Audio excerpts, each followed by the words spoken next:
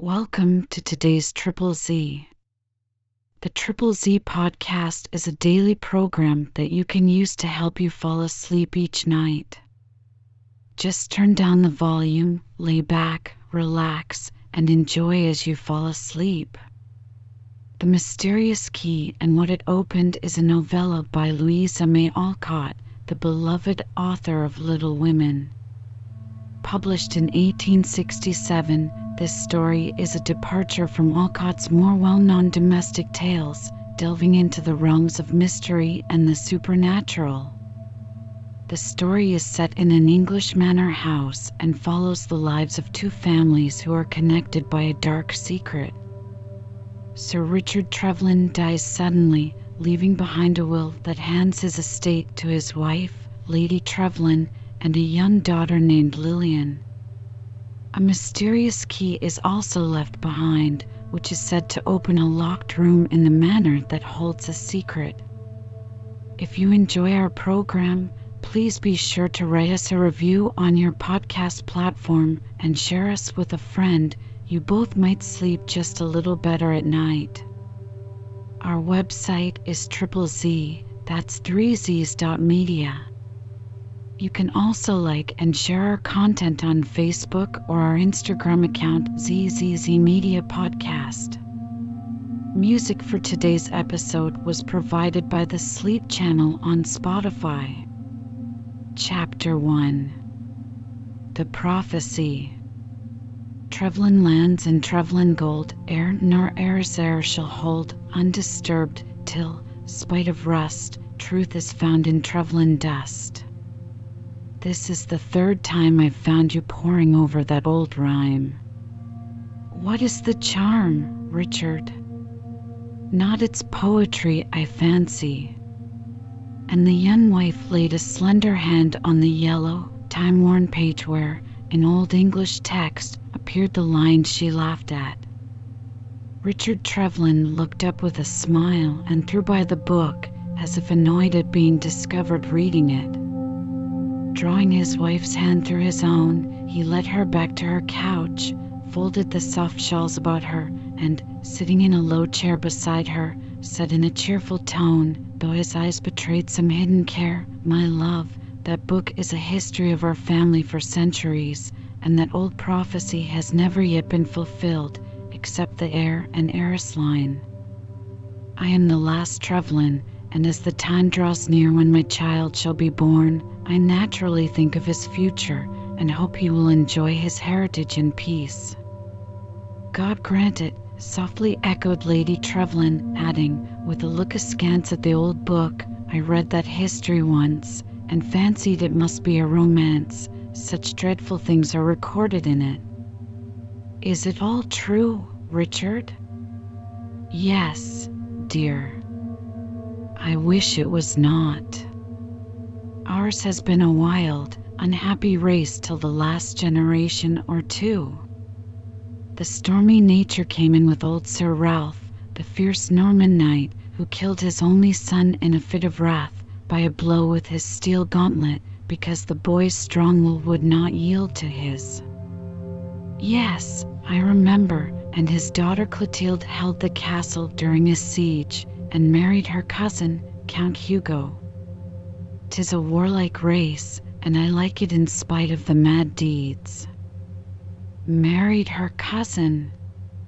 That has been the bane of our family in times past.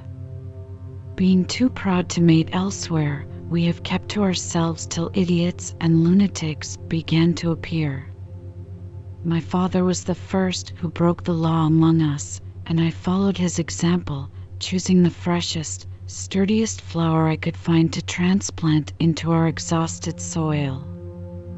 I hope it will do you honor by blossoming bravely. I never forget that you took me from a very humble home and have made me the happiest wife in England. And I never forget that you, a girl of 18, consented to leave your hills and come to cheer the long-deserted house of an old man like me," returned her husband fondly. "Nay, don't call yourself old, Richard. You are only 45, the boldest, handsomest man in Warwickshire. But lately you look worried. What is it? Tell me, and let me advise or comfort you." "It is nothing, Alice, except my natural anxiety for you. Well, Kingston, what do you want?" Trevelyan's tender tones grew sharp as he addressed the entering servant, and the smile on his lips vanished, leaving them dry and white as he glanced at the card he handed him. An instant he stood staring at it, then asked, "Is the man here?" "In the library, sir." "I'll come." Flinging the card into the fire, he watched it turn to ashes before he spoke, with averted eyes, "Only some annoying business, love. I shall soon be with you again. Lie and rest till I come." With a hasty caress, he left her, but as he passed a mirror, his wife saw an expression of intense excitement in his face. She said nothing and lay motionless for several minutes, evidently struggling with some strong impulse. "He is ill and anxious, but hides it from me. I have a right to know, and he'll forgive me when I prove that it does no harm." As she spoke to herself, she rose, glided noiselessly through the hall, entered a small closet built in the thickness of the wall, and, bending to the keyhole of a narrow door, listened with a half-smile on her lips at the trespass she was committing. A murmur of voices met her ear. Her husband spoke oftenest, and suddenly some word of his dashed the smile from her face as if with a blow. She started, shrank, and shivered, bending lower with set teeth, white cheeks, and panic-stricken heart. Paler and paler grew her lips, wilder and wilder her eyes, fainter and fainter her breath, till, with a long sigh, a vain effort to save herself, she sank prone upon the threshold of the door, as if struck down by death. "Mercy on us, my lady, are you ill?" cried Hester, the maid, as her mistress glided into the room looking like a ghost, half an hour later. "I am faint and cold. Help me to my bed, but do not disturb Sir Richard."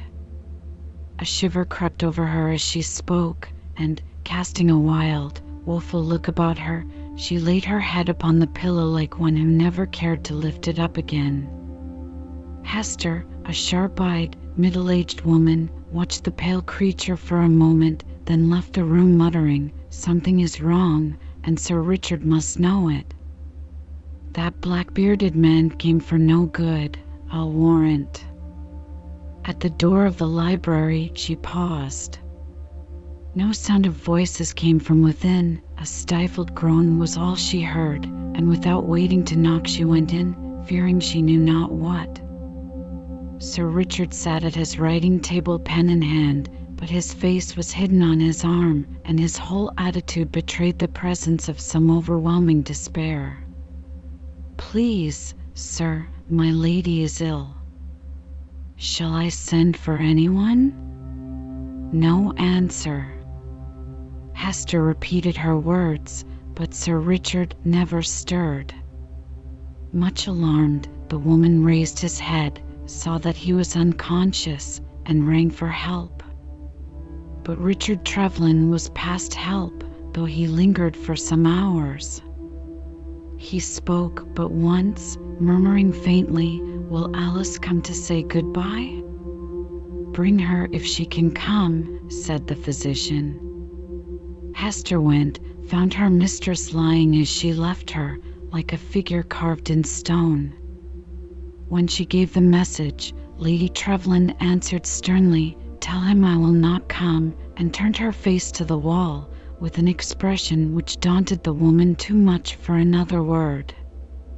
Hester whispered the hard answer to the physician, fearing to utter it aloud, but Sir Richard heard it, and died with a despairing prayer for pardon on his lips.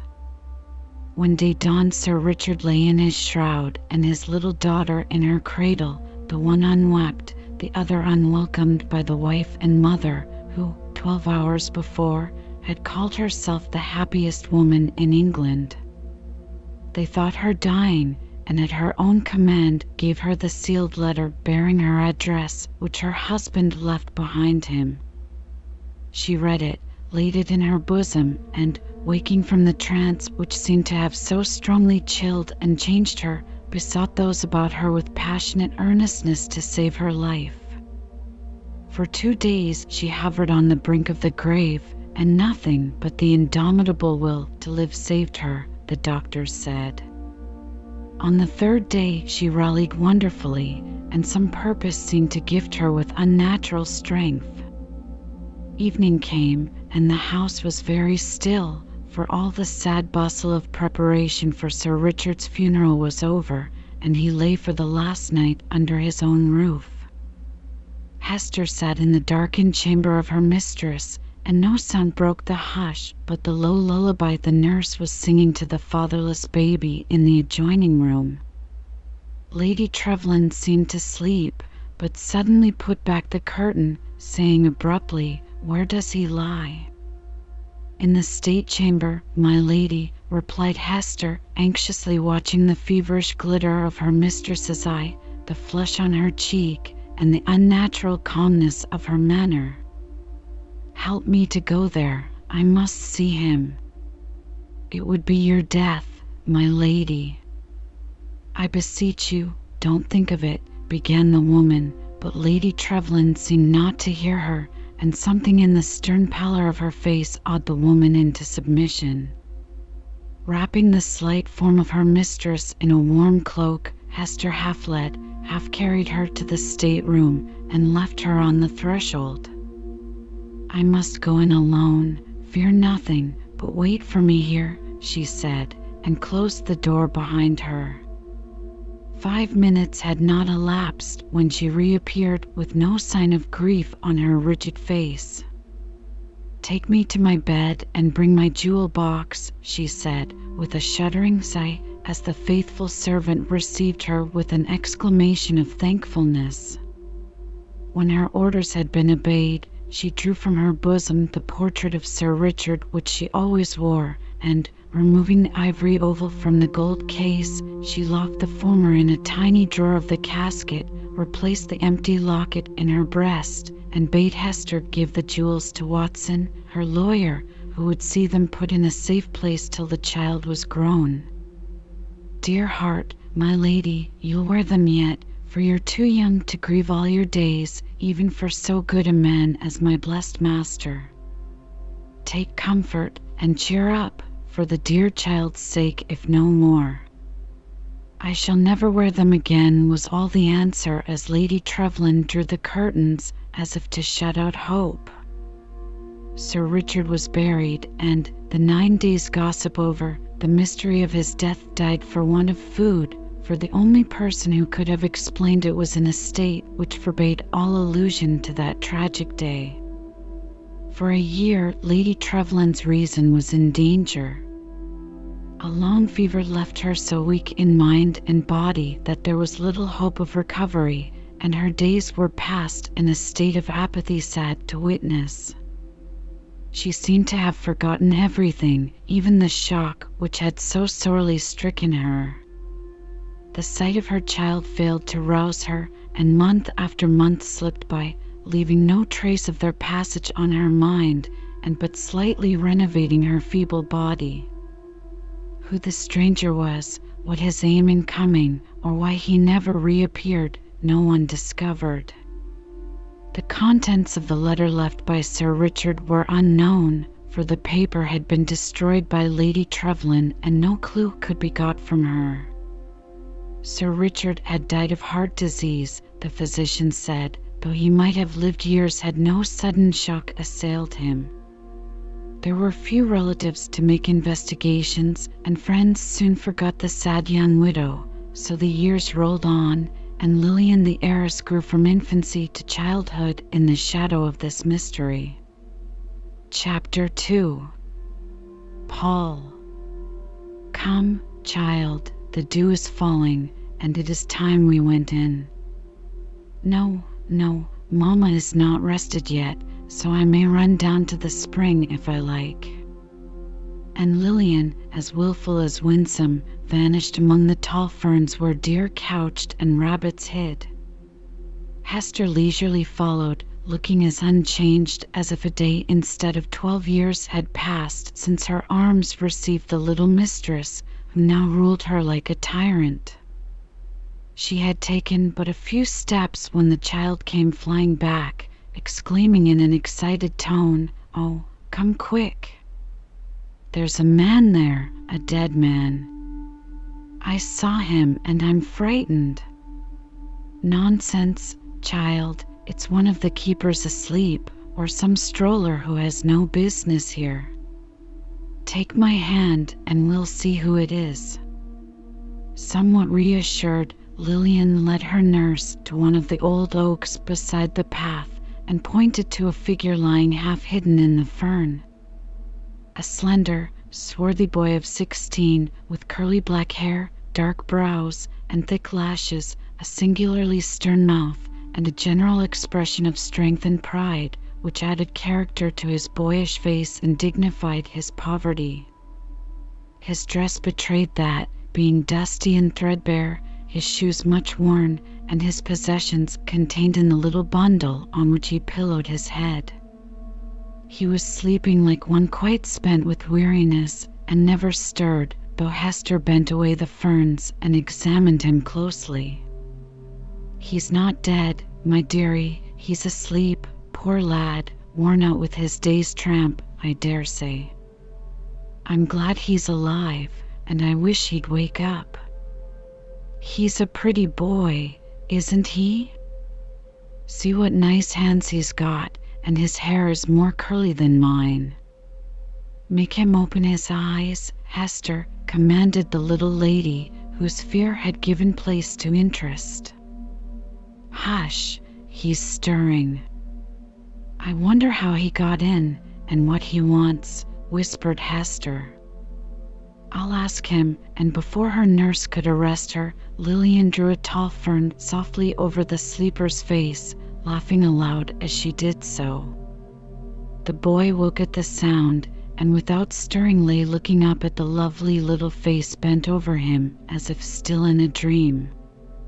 "Bella cara," he said, in a musical voice.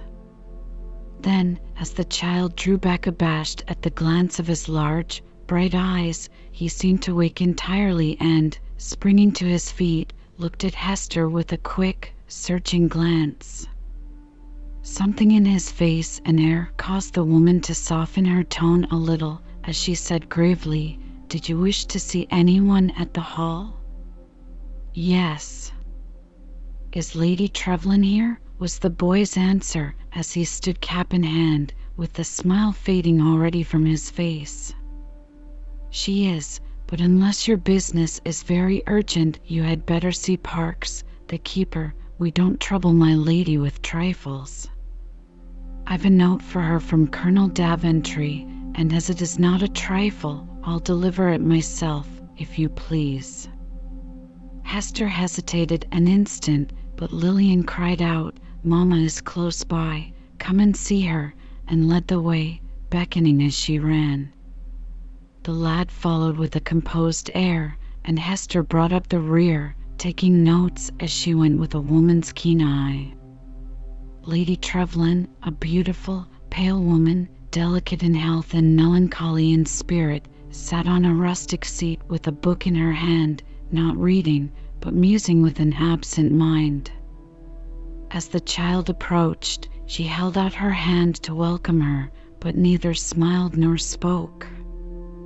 "Mamma, here's a person to see you," cried Lillian, rather at a loss how to designate the stranger, whose height and gravity now awed her. "A note from Colonel Daventry, my lady," and with a bow the boy delivered the missive. Scarcely glancing at him, she opened it and read, "My dear friend, the bearer of this, Paul Jex, has been with me some months and has served me well. I brought him from Paris, but he is English born and, though friendless, prefers to remain here even after we leave, as we do in a week. When I last saw you, you mentioned wanting a lad to help in the garden. Paul is accustomed to that employment, but my wife used him as a sort of page in the house. Hoping you may be able to give him shelter, I venture to send him. He is honest, capable, and trustworthy in all respects. Pray try him and oblige.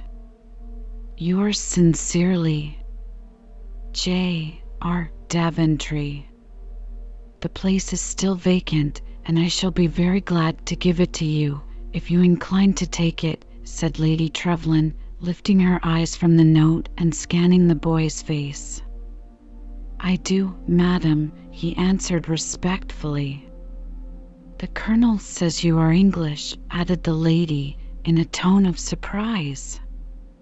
The boy smiled, showing a faultless set of teeth, as he replied, I am, my lady, though just now I may not look it, being much tanned and very dusty. My father was an Englishman, but I've lived abroad a good deal since he died, and got foreign ways, perhaps. As he spoke without any accent, and looked full in her face with a pair of honest blue eyes under the dark lashes, Lady Trevelyan's momentary doubt vanished. Your age, Paul? 16, my lady. You understand gardening? Yes, my lady. And what else? I can break horses, serve at table, do errands, read aloud, ride after a young lady as groom, illuminate on parchment, train flowers, and make myself useful in any way. The tone, half modest, half eager, in which the boy spoke, as well as the odd list of his accomplishments, brought a smile to Lady Trevelyan's lips, and the general air of the lad prepossessed her. I want Lillian to ride soon, and Roger is rather old for an escort to such a little horsewoman. Don't you think we might try Paul? She said, turning to Hester. The woman gravely eyed the lad from head to foot, and shook her head, but an imploring little gesture and a glance of the handsome eyes softened her heart in spite of herself. Yes, my lady, if he does well about the place, and Parks thinks he's steady enough, we might try it by and by. Lillian clapped her hands and, drawing nearer, exclaimed confidingly, as she looked up at her new groom, I know he'll do, Mamma. I like him very much, and I hope you'll let him train my pony for me. Will you, Paul? Yes. As he spoke very low and hastily, the boy looked away from the eager little face before him, and a sudden flush of color crossed his dark cheek. Hester sighed and said within herself, that boy has good blood in his veins. He's no clodhopper's son, I can tell by his hands and feet, his air and walk. Poor lad, it's hard for him, I'll warrant, but he's not too proud for honest work, and I like that. You may stay, Paul, and we will try you for a month. Hester, take him to Parks and see that he is made comfortable. Tomorrow we will see what he can do. Come, darling, I am rested now. As she spoke, Lady Trevelyan dismissed the boy with a gracious gesture and led her little daughter away.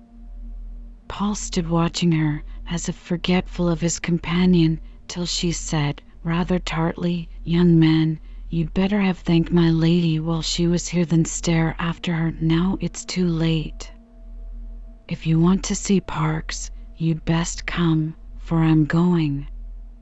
Is that the family tomb yonder, where you found me asleep? Was the unexpected reply to her speech, as the boy quietly followed her, not at all daunted by her manner.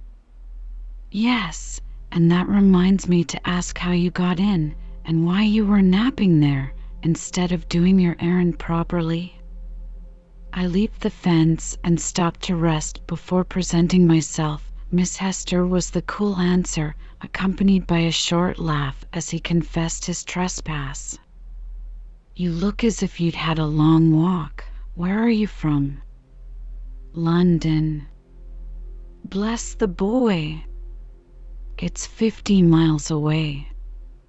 So my shoes show, but it's a pleasant trip in summertime. But why did you walk, child? Had you no money? Plenty, but not for wasting on coaches when my own stout legs could carry me. I took a 2 days holiday and saved my money for better things. I like that, said Hester with an approving nod.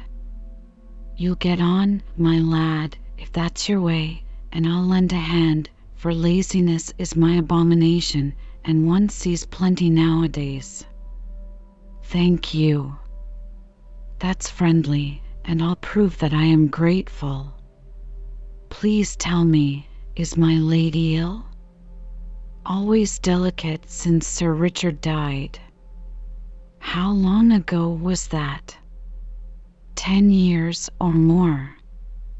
Are there no young gentlemen in the family? No, Miss Lillian is an only child, and a sweet one, bless her. A proud little lady, I should say. And well she may be, for there's no better blood in England than the Trevlyns, and she's heiress to a noble fortune. Is that the Trevlyn coat of arms? Asked the boy abruptly, pointing to a stone falcon with the motto "Me and Mine" carved over the gate through which they were passing. Yes.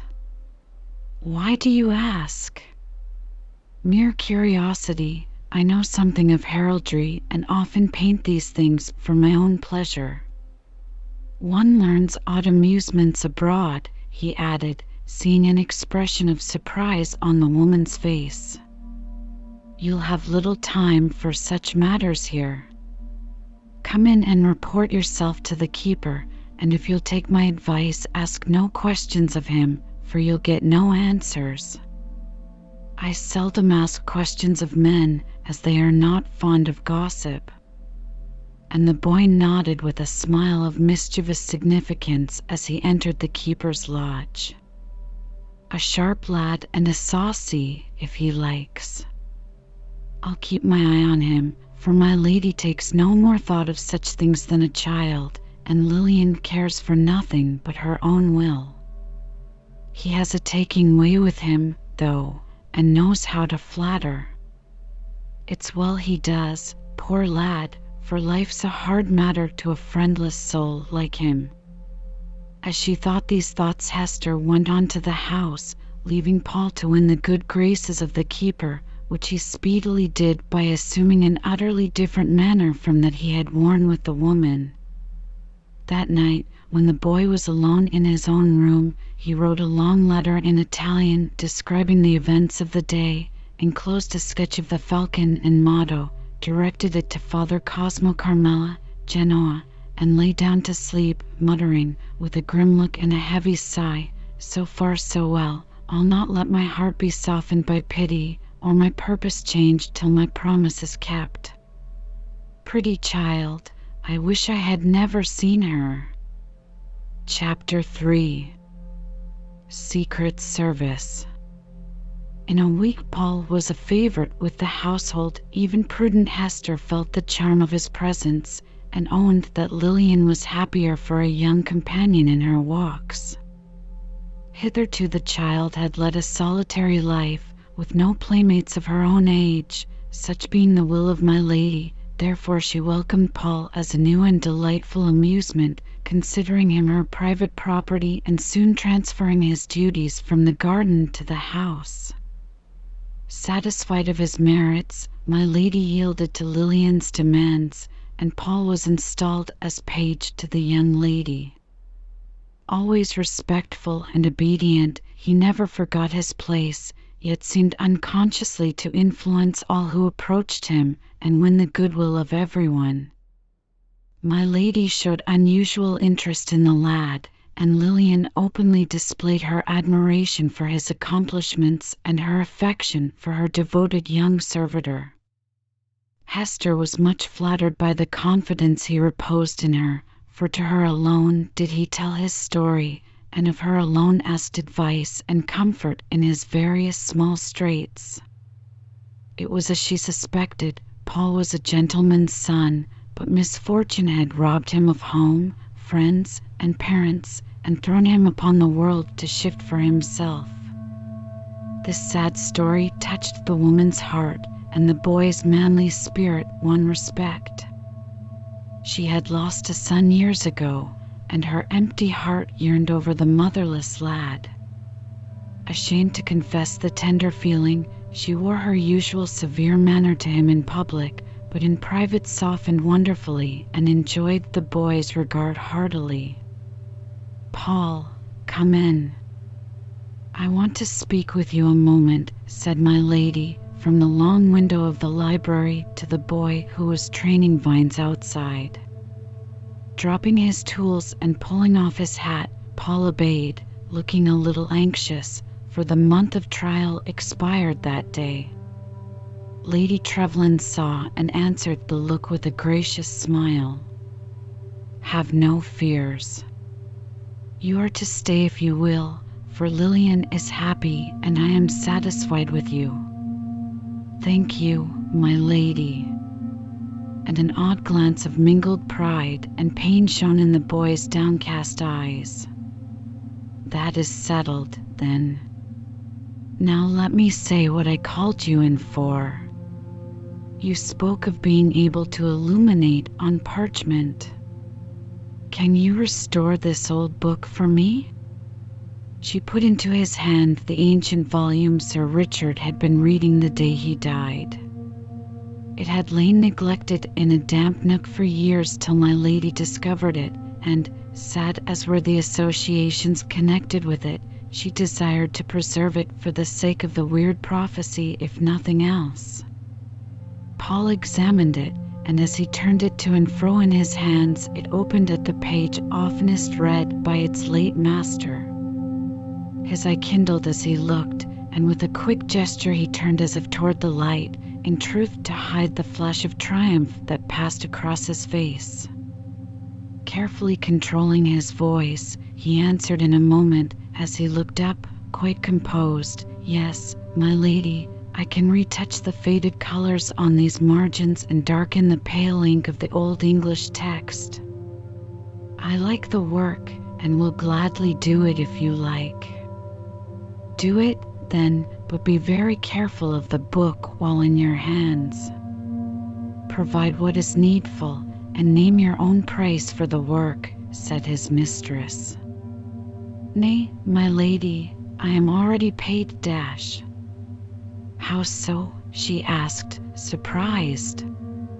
Paul had spoken hastily, and for an instant looked embarrassed, but answered with a sudden flush on his dark cheeks, "You have been kind to me, and I am glad to show my gratitude in any way, my lady." "Let that pass, my boy.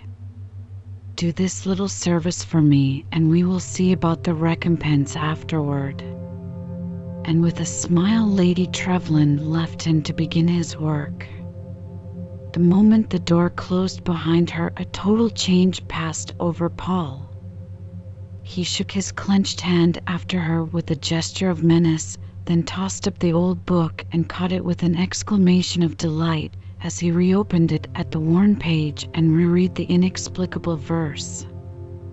"Another proof, another proof.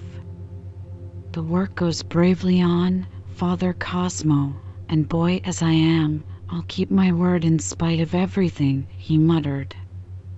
"What is that you'll keep, lad?" said a voice behind him. "I'll keep my word to my lady, and do my best to restore this book, Mrs. Hester," he answered, quickly recovering himself. "Ah, that's the last book poor master read.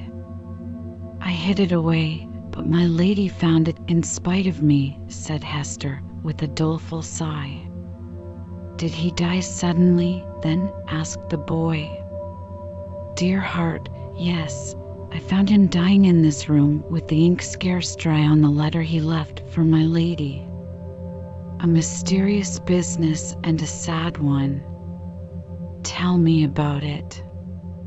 I like sad stories, and I already feel as if I belonged to the family, a loyal retainer as in the old times. While you dust the books and I rub the mold off this old cover, tell me the tale, please, Mrs. Hester." She shook her head, but yielded to the persuasive look and tone of the boy, telling the story more fully than she intended, for she loved talking and had come to regard Paul as her own, almost. "And the letter? What was in it?" asked the boy, as she paused at the catastrophe. "No one ever knew but my lady." "She destroyed it, then?" "I thought so, till a long time afterward, one of the lawyers came pestering me with questions and made me ask her. She was ill at the time, but answered with a look I shall never forget, 'No, it's not burned, but no one shall ever see it.' I dared ask no more, but I fancy she has it safe somewhere, and if it's ever needed, she'll bring it out. It was only some private matters, I fancy." "And the stranger?" "Oh, he vanished as oddly as he came, and has never been found. A strange story, lad. Keep silent and let it rest." No fear of my tattling, and the boy smiled curiously to himself as he bent over the book, polishing the brass-bound cover. "What are you doing with that pretty white wax?" asked Lillian the next day, as she came upon Paul in a quiet corner of the garden and found him absorbed in some mysterious occupation. With a quick gesture he destroyed his work, and, banishing a momentary expression of annoyance, he answered in his accustomed tone as he began to work anew, "I am molding a little deer for you, Miss Lillian. See, here is a rabbit already done, and I'll soon have a stag also. It's very pretty. How many nice things you can do, and how kind you are to think of my liking something new. Was this wax what you went to get this morning when you rode away so early?" asked the child. "Yes, Miss Lillian. I was ordered to exercise your pony, and I made him useful as well. Would you like to try this? It's very easy." Lillian was charmed, and for several days wax modeling was her favorite play. Then she tired of it, and Paul invented a new amusement, smiling his inexplicable smile as he threw away the broken toys of wax. "You are getting pale and thin, keeping such late hours, Paul. Go to bed, boy, go to bed, and get your sleep early," said Hester a week afterward, with a motherly air, as Paul passed her one morning. "And how do you know I don't go to bed?" he asked, wheeling about. "My lady has been restless lately, and I sit up with her till she sleeps. As I go to my room, I see your lamp burning, and last night I got as far as your door, meaning to speak to you, but didn't, thinking you'd take it amiss. But really you are the worse for late hours, child. I shall soon finish restoring the book, and then I'll sleep. I hope I don't disturb you. I have to grind my colors, and often make more noise than I mean to." Paul fixed his eyes sharply on the woman as he spoke, but she seemed unconscious of it, and turned to go on, saying indifferently, "Oh, that's the odd sound, is it? No, it doesn't trouble me, so grind away, and make an end of it as soon as may be." An anxious fold in the boy's forehead smoothed itself away as he left her, saying to himself with a sigh of relief, "A narrow escape. It's well I keep the door locked." The boy's light burned no more after that, and Hester was content till a new worry came to trouble her. On her way to her room late one night, she saw a tall shadow flit down one of the side corridors that branched from the main one. For a moment she was startled, but, being a woman of courage, She followed noiselessly till the shadow seemed to vanish in the gloom of the great hall.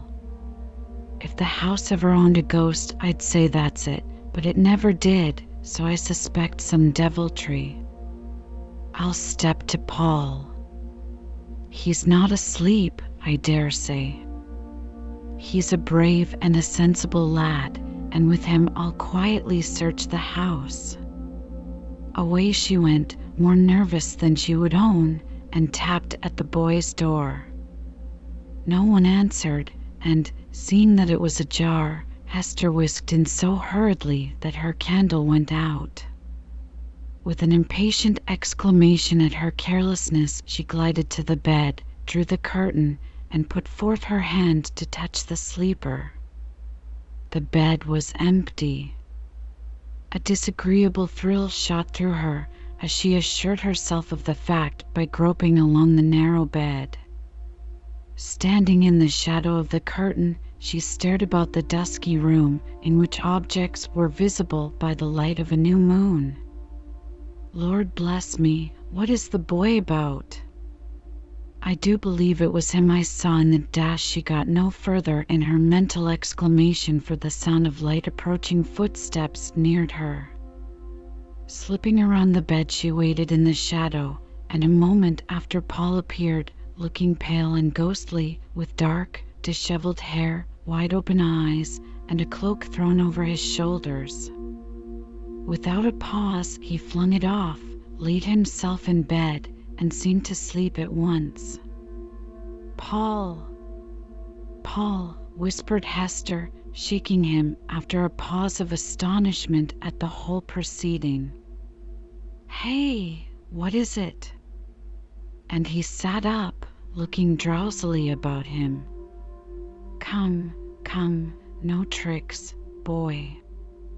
What are you doing, trailing about the house at this hour and in such trim?" "Why, Hester, is it you?" he exclaimed with a laugh, as he shook off her grip and looked up at her in surprise. "Yes, and well, it is me. If it had been any of those silly girls, the house would have been roused by this time. What mischief is afoot that you leave your bed and play ghost in this wild fashion?" "Leave my bed? Why, my good soul, I haven't stirred, but have been dreaming with all my might these 2 hours." "What do you mean, Hester?" She told him as she relit her lamp and stood eyeing him sharply the while. When she finished, he was silent a minute, then said, looking half vexed and half ashamed, "I see how it is, and I'm glad you alone have found me out. I walk in my sleep sometimes, Hester, that's the truth. I thought I'd got over it, but it's come back, you see, and I'm sorry for it. Don't be troubled. I never do any mischief or come to any harm. I just take a quiet promenade and march back to bed again. Did I frighten you?" "Just a trifle, but it's nothing." "Poor lad, you'll have to have a bedfellow or be locked up. It's dangerous to go roaming about in this way," said Hester anxiously. "It won't last long, for I'll get more tired and then I shall sleep sounder. Don't tell anyone, please, else they'll laugh at me, and that's not pleasant. I don't mind your knowing, for you seem almost like a mother, and I thank you for it with all my heart." He held out his hand with the look that was irresistible to Hester. Remembering only that he was a motherless boy, she stroked the curly hair off his forehead and kissed him, with the thought of her own son warm at her heart. "Good night, dear. I'll say nothing, but give you something that will ensure quiet sleep hereafter." With that she left him, but would have been annoyed could she have seen the convulsion of boyish merriment which took possession of him when alone, for he laughed till the tears ran down his cheeks.